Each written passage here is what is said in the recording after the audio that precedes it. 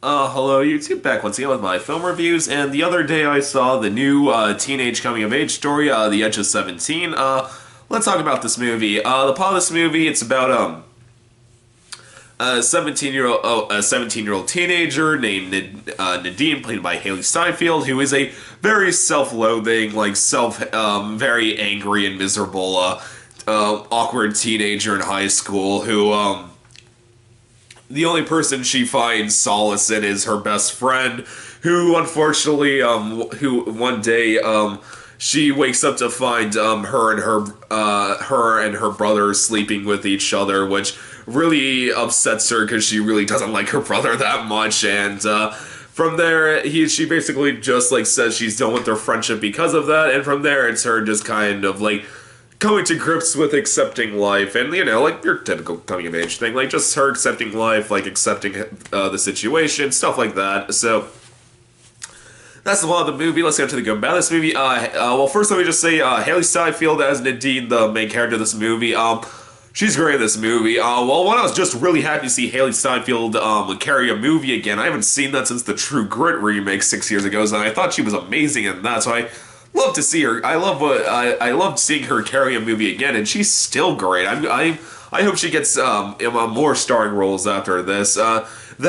She really did sell the emotion of this character.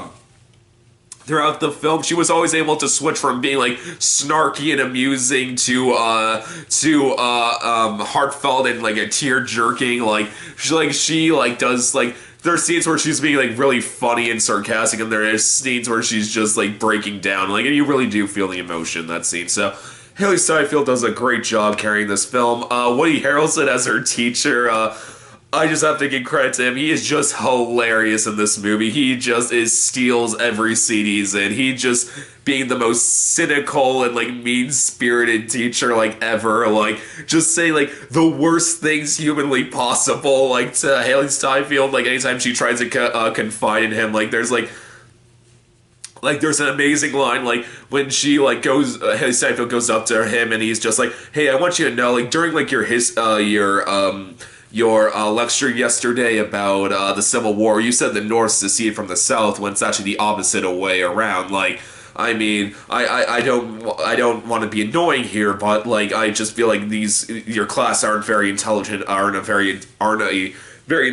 bunch, and they can get very easily confused when you say things like that. And it's just like, oh, you're right. I'm sorry. It's just, you see, what happened was the reason I made that mistake was because at that point in the presentation, I was just thinking how great it is to have a life, and I really hope you get to know what that feeling's like one day. He just keeps saying the most mean-spirited, awful things, but it works. It doesn't. Well, okay, not everyone was mean-spirited because you can clearly tell how much he cares about this character. Like, he does care for her, but he refuses to deal with her bullshit. So Woody Harrelson was great in this film. And finally, I also want to give credit to Hayden Suzetto, is that how you say his name? As a kid who has feelings for Haley Steinfeld in the film. He was incredibly charming. I just have to give credit. He was just so incredibly charming, and he just shared such great chemistry with Steinfeld throughout the film. I really liked him in this. This movie was really funny. I have to give credit for that. Unlike most young adult coming of age stories that always try to be very serious and tear jerking and manipulative, this was actually really funny for a good part of it. Like, I was consistently bursting out laughing throughout the film. It's really funny. I do give this film for having like a pretty like amusing feel for most of it. And also I gotta say, I'm so glad this movie took an R rating. Like, instead of like do a lot of young adult adaptations, like do like PG-13, and like the teenagers like can't talk like real teenagers because they can't say the things like fuck, or can't say like really vulgar and disgusting things, like, which is how teenagers talk usually. Like, the fact that this goes with the R rating, like, the dialogue feels so natural. It never once feels contrived or out of nowhere. It honestly feels like this is something a teenager would say in this situation. I really do like that.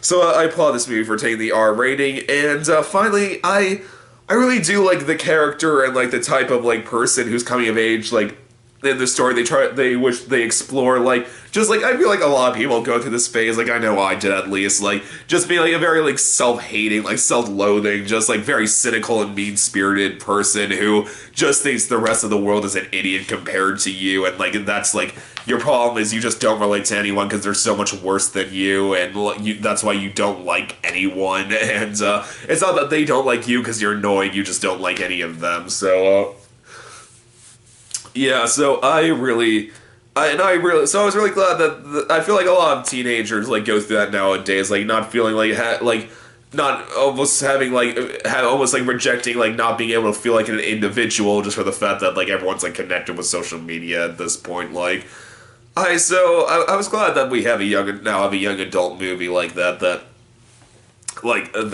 explores that type of person. So I'm glad this movie has that. So good, this movie, acting's great, and I really like the character they explore in it. Like I said, it is just a very funny movie, and when it's emotional, it can be emotional. So, what's the bad of this movie? Well, the main problem with this movie is you can pretty much tell exactly where it's going from the word. The moment you see every character, you can basically tell where it's all going from the word go. Like, it really doesn't pull any big surprises. Like, you can tell where it's going. Like, oh, like, okay, she wants to sleep, like, with a really, like, cool-looking, popular guy, and then there's this really nice, charming guy who wants to be with her, and guess what happens at the end? Like, does she end up seeing, like, the true value in the really nice, charming kid instead? Like, what do you think? Like, oh, she really can't stand the fact that her friend is with her brother, which to be fair would probably be a very awkward and bad situation for some people.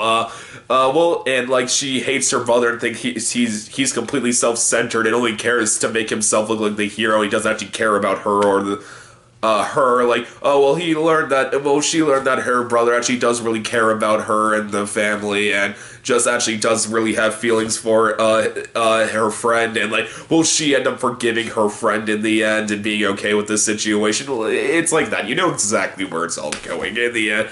So that was pretty annoying, but that, and my other big complaint with this movie, I really wish they spent more time on the relationships between Steinfeld between her friend and her brother, because, well, one, like, her friend's pretty much running out of this movie, like, the moment she starts dealing with her brother. Like, she's standing there, but she doesn't really say anything for the most part. Like, she firmly, like, stops getting, like, lines after, like, the first third of this movie. Like, after, like, Steinfeld just says, like, I don't want anything to do with you anymore. Like, it would be more effective if you spent more, like, one-on-one time between the two to show how much they really did care about each other, and, it would make it more effective just seeing, like, Steinfeld just saying, like, no, I don't want to have anything to do with you anymore. Like, so that, I felt that was a missed opportunity. That, and I also was really, there wasn't much done with the brother until the last third, like, the last third. It is effective when it happens, like, when, like,